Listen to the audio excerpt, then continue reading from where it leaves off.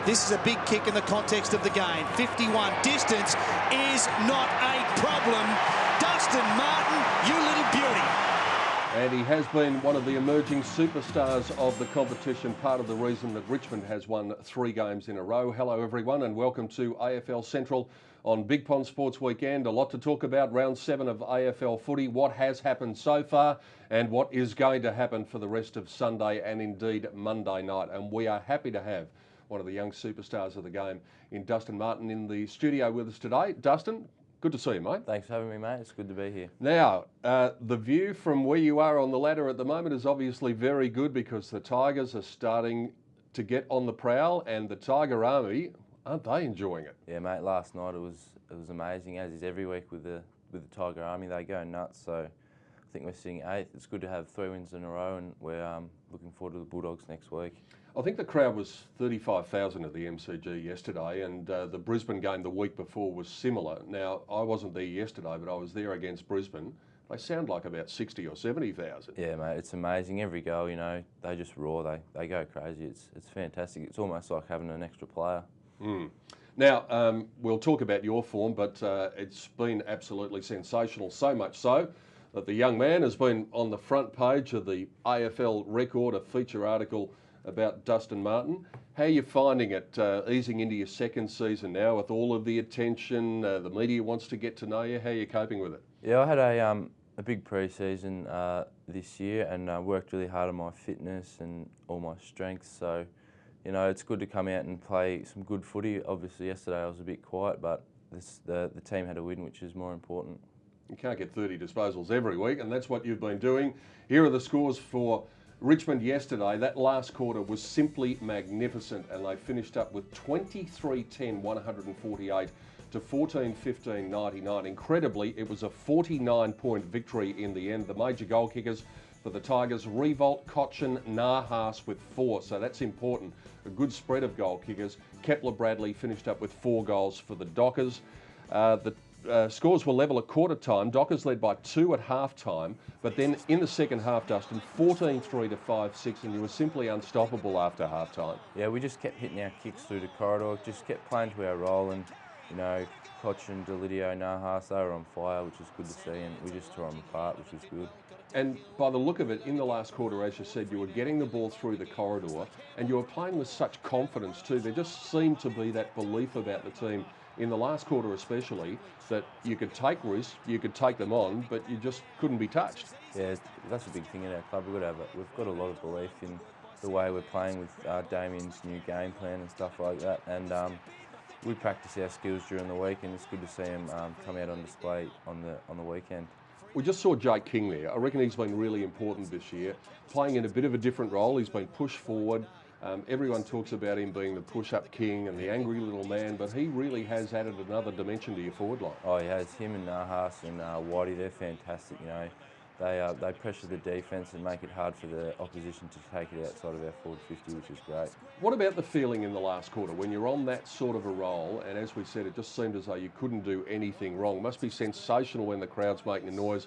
And I think your coach, Damian Hardwick, said that the crowd becomes a bit of a 19th man in that circumstance. Yeah, definitely. You know, to be 40 points up with, you know, 5 or 10 minutes to go, it's a great feeling for the club.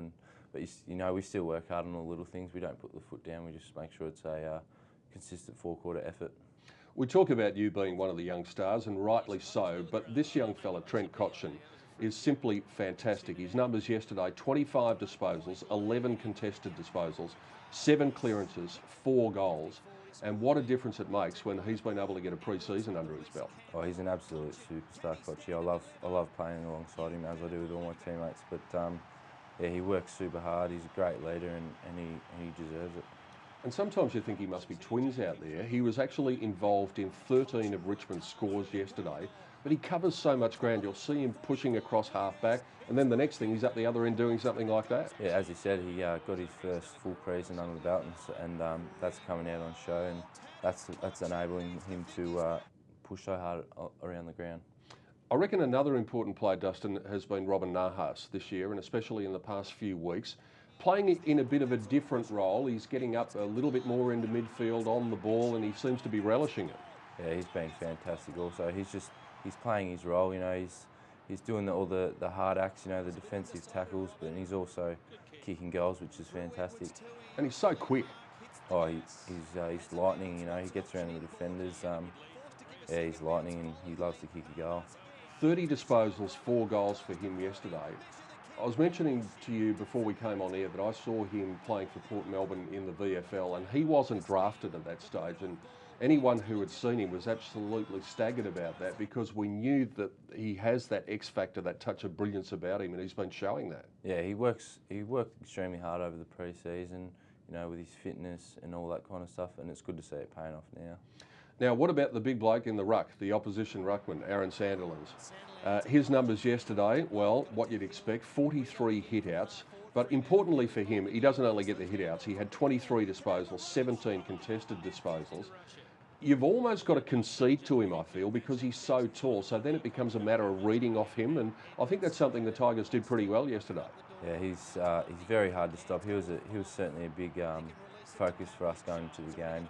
We knew that he could help them get over the line, but Daniel Jackson was very good in the centre bounce in directing us other midfielders where to go from his hits, so we were pretty good in that area. And he is the sort of ruckman, as I said, it's not only hit-outs with him, he does get a lot of the footy and uses it quite constructively. Very different to the old style ruckman who was simply just knock ruckman, had no mobility and didn't touch the footy apart from in the centre. Yeah, exactly. You know, he's winning the tap outs, he's pushing forward, taking marks and kicking goals, so yeah, he's a great all-round player. One player who's been a bit of a revelation for Fremantle is Kepler Bradley, a much maligned player when he was at Essendon, and I know a lot of the Essendon people are finding it hard to believe that this is the same Kepler Bradley. He kicked 4 goals yesterday, leads Fremantle with 15 so far this year. He's surprisingly big. I heard the commentators mentioning yesterday, he's about 6'6" in the old.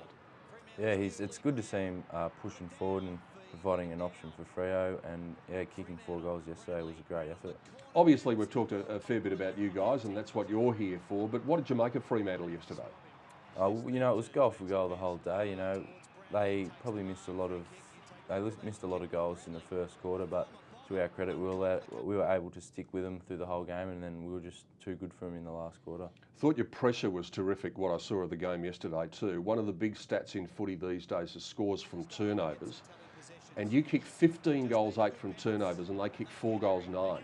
That would have been a big focus of the coach, I think. That's a big thing for us. You know, we're defence first. We want to do all the defensive work, and we want to get the turnovers and score from the turnovers. So to be able to do that was fantastic, and Damian would have been happy with that. And I reckon, Dustin, over previous years, one of the knocks on Richmond has been the fact that you don't hit targets as well as you should.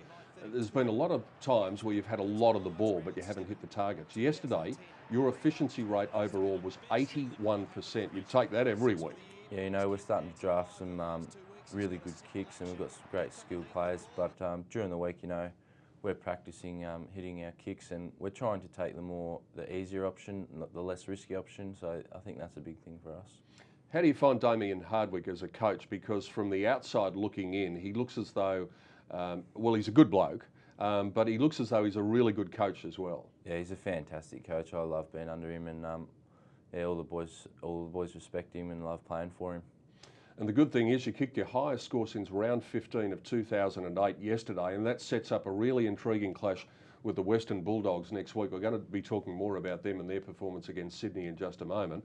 But who would have thought just a few weeks ago that you'd go in favourites against the Western Bulldogs, last year's preliminary finalists? Yeah, no, we've been pretty consistent this year, probably apart from Collingwood and Hawthorn, but it's good to be the top 4 side in Freo, and we're looking forward to a good contest next week against the Bulldogs. And a big contest coming up for the Fremantle Dockers as well, because they take on the West Coast Eagles in the Western Derby at Patterson Stadium next Sunday. So what a game it's going to be between Richmond and the Bulldogs. A lot more to come from our special guest in Dustin Martin. Shortly we'll be taking a look at that remarkable game last night at the Gabba, where the Gold Coast Suns were able to register their second victory over the Brisbane Lions. But as we go to the break on AFL Central, let's hear from the coaches yesterday at the MCG, Damian Hardwick and Mark Harvey.